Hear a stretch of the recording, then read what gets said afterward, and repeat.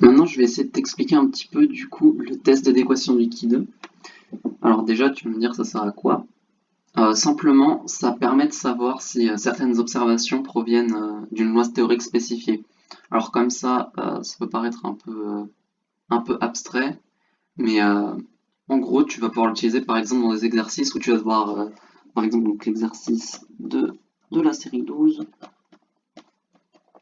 où tu dois tester à un niveau de signification si la natalité du premier semestre est égale à 2 fois celle des autres semestres qui sont toutes égales. Et dans ces cas-là, tu as un tableau du coup comme celui-là. Et puis tu vas devoir du coup déterminer quelque chose que je vais te montrer juste maintenant. Donc, c'est pas très compliqué encore une fois, hein. Donc, dans ces cas-là, tu détermines déjà deux hypothèses. Donc, H0. Du coup, dans le cas de l'exercice qu'on a, c'est déterminer machin si la natalité du premier semestre, du coup on va appeler ça P1, est égale à 2 fois celle de chacun des autres semestres. Du coup, on va dire par exemple 2 fois P2 et que P2 soit égal à P3 qui soit égal à P4. Voilà. Donc ça va être mon H0, mon H1, c'est juste que H0 est pas vrai. Voilà, c'est comme ça que tu définis ton couple d'hypothèses. Voilà. Donc, ton H0 va changer selon la donnée. Donc, par exemple, si on te demande plutôt, ça c'est la suite de l'exercice, que tu veux savoir si la natalité du premier semestre est égale à celle du quatrième semestre et que celle du deuxième semestre est égale à celle du troisième semestre, ça veut dire qu'en gros que P1 est égal à P4 et que P2 est égal à P3. Et du coup, je te montre ensuite comment est-ce que tu vas démontrer tout ça. Donc ça, c'est juste la formulation d'hypothèses. Une fois que tu as réussi à les formuler, après, c'est juste appliquer une méthode. Donc tu vas voir, c'est pas compliqué. Du coup, théoriquement, tu as n observations, enfin n valeurs, Dans le cas de, par exemple, on va dire qu'on a un truc avec été, hiver, voilà, n valeurs k classe. Tac, ça c'est le total. Donc, ça, k classe, ici, on en a deux. On a la classe été et la classe hiver, donc k égale 2. Et le nombre de valeurs, ça va être la somme de ça. Par exemple, si je l'ai 10 et ça c'est 5, ça fait 15, donc n est égal à 15. Voilà. Donc voilà, tu as pu déterminer le nombre de valeurs, le nombre de classes. Il faut que les classes soient disjointes aussi, c'est important. Et ensuite, va falloir différencier les fréquences observées des fréquences théoriques. Donc ça, c'est ce qui est observé. Là, on va dire que par exemple, 10 et 5, c'est, je sais pas moi, nombre de personnes mortes. Voilà, c'est glauque, on s'en fout. Nombre de personnes mortes. Alors, tu vois, donc ça, c'est observé. Donc, tu vas avoir ton O1 qui va être égal à 10 et ton O2 qui va être égal à 5. Voilà. Et du coup, toutes tes valeurs O1 jusqu'à OK, ça va être égal aux fréquences observées.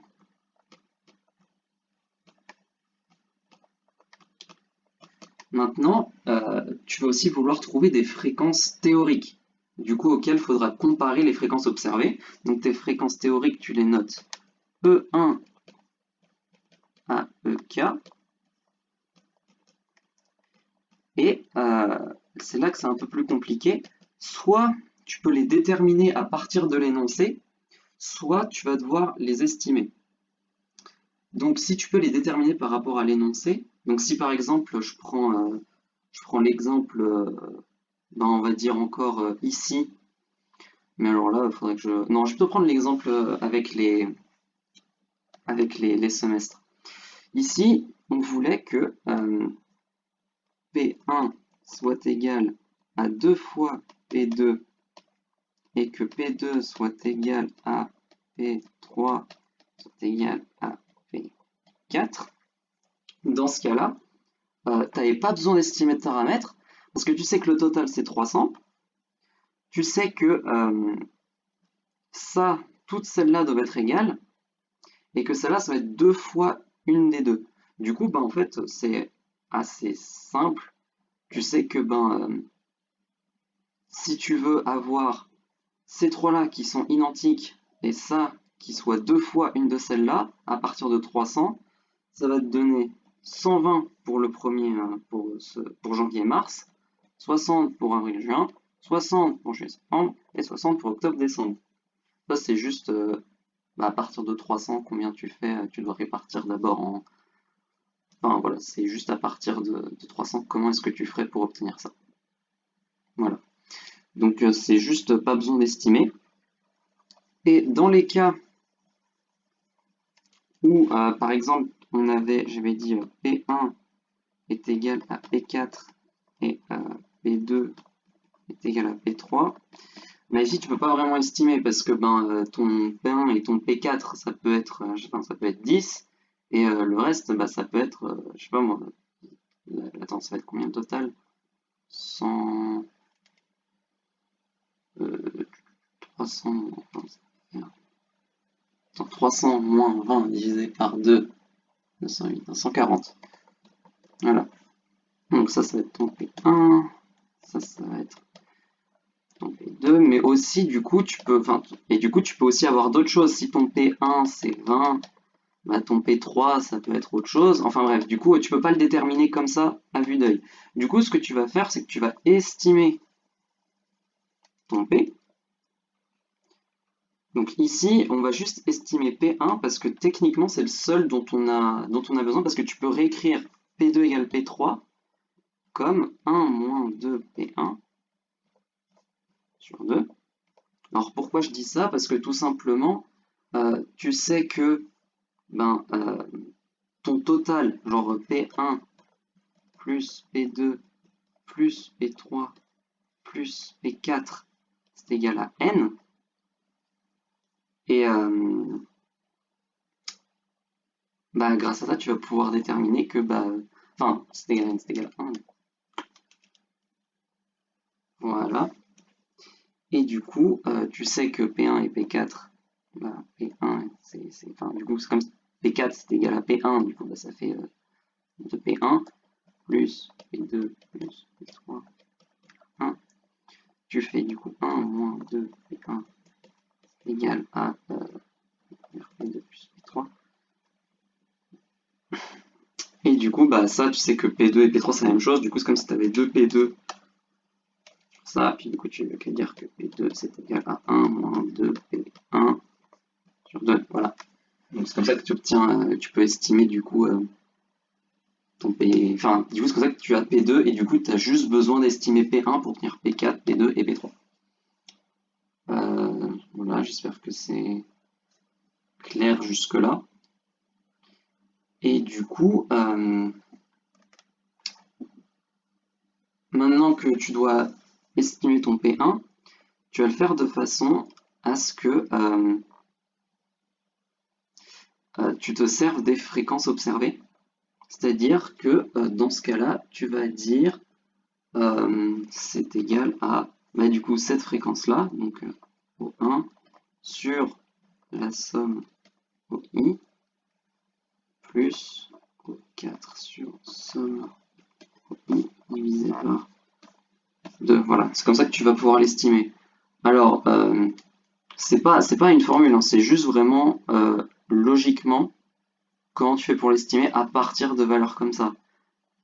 Parce que tu sais que P1 c'est égal à P4, et du coup tu te bases sur ces valeurs, les valeurs qu'on a et qui existent, et du coup tu vas obtenir la fréquence à peu près en se basant sur les deux. Du coup, voilà, comment tu estimes ton paramètre P1 dans cet exercice. Après, tout dépend de l'exercice que tu as, donc ça va être, ça va varier. Donc ça, c'est comment tu estimes ton paramètre.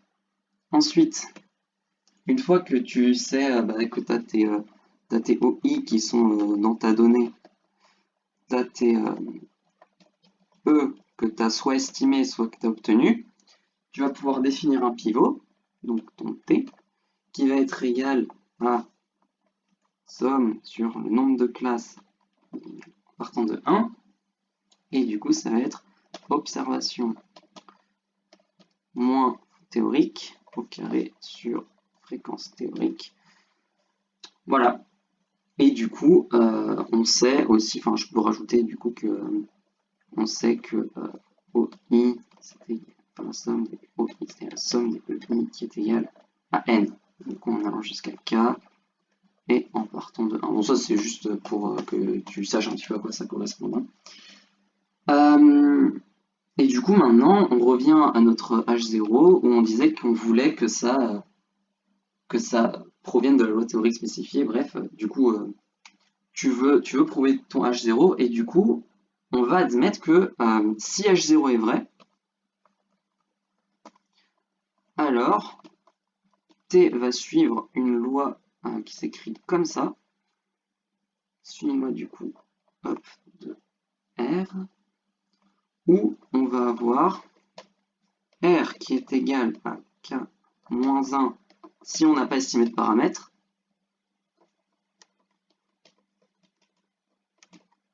et K moins 1 moins nombre de paramètres estimés si tu en as estimé. Voilà. Et ensuite, la valeur... bon, alors, attends. Et puis, attends, il faut que je mette ça surtout, c'est au seuil, du coup, enfin, à chaque fois, ça sera précisé un seuil, du coup, c'est toujours comme d'habitude, hein, 1 moins alpha. Donc, du coup, et ta valeur, hop, 1 moins alpha, c'est une valeur que tu trouveras dans des tables. Et du coup, cette valeur-là, va falloir la comparer avec TOPS, qui est littéralement, en fait, ton T, avec, en ayant remplacé les valeurs, avec les valeurs, du coup, de observé et théorique. Et du coup, si ton TOPS est supérieur, enfin, si ta valeur absolue de TOPS est supérieure à la valeur que tu as obtenue dans les tables, alors on rejette H0. Voilà. Du coup, si je reviens à l'exercice qu'on a fait là, si on prend juste l'hypothèse de début par exemple, je vais faire l'exercice, comme ça tu vas peut-être comprendre un peu mieux.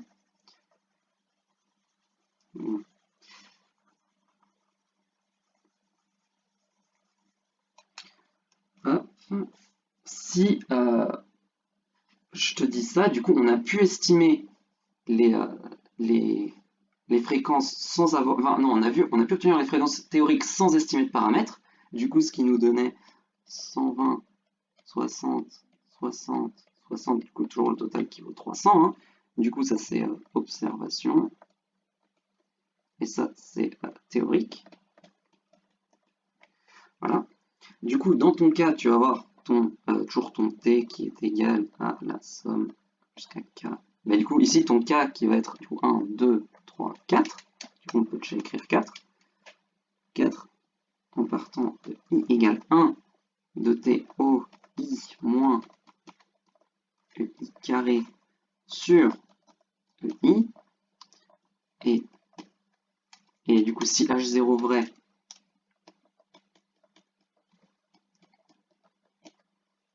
T suit du coup la loi 2, 1 moins alpha. Alors, il faut savoir que dans l'exercice, je ne t'ai pas précisé, mais ils disent que alpha est égal à 0,01. Donc, du coup, tu vas avoir ta loi qui va être, hop, du coup, R qui correspond à K-1, du coup, le nombre de classes moins 1, du coup, 3, parce qu'on n'a pas eu besoin d'estimer de paramètres. Du coup, 2, 3, et 1 moins 1. Voilà, ce que ça fait 0,99. Du coup, c'est une valeur qu'on va pouvoir trouver dans les tables. Enfin bon, du coup, ça suit cette loi. On va pouvoir trouver dans les tables que cette valeur est égale à 11,34. Il suffit juste de calculer du coup TOPS, donc qui va être du coup O1, du coup 110 moins 120 au carré sur 120 plus 57 moins 60 au carré sur 60 plus blablabla, qui va nous donner au total 8,47. Et du coup, 47, voilà. Et du coup, ici, tu vois que ton TOPS est inférieur à cette valeur-là. Donc, on ne rejette pas H0. Voilà, c'est comme ça qu'on fait dans les cas où tu n'as pas besoin d'estimer de paramètres. Et si comme tout à l'heure, tu en as estimé 1, et ben, il suffira juste de changer avec ton R qui est égal à K moins 1 moins le nombre de paramètres que tu as estimé. Donc c'est vraiment pas compliqué, hein, c'est juste chercher des valeurs dans les tables, comparer avec les valeurs que tu as là. Le seul truc qui peut être un peu compliqué, c'est trouver les fréquences théoriques. Donc ça, si tu veux, on pourra voir ça ensemble. Mais une fois que tu as compris comment l'estimer par rapport à l'énoncé, eh bien, tu ne devrais pas avoir de soucis. Voilà.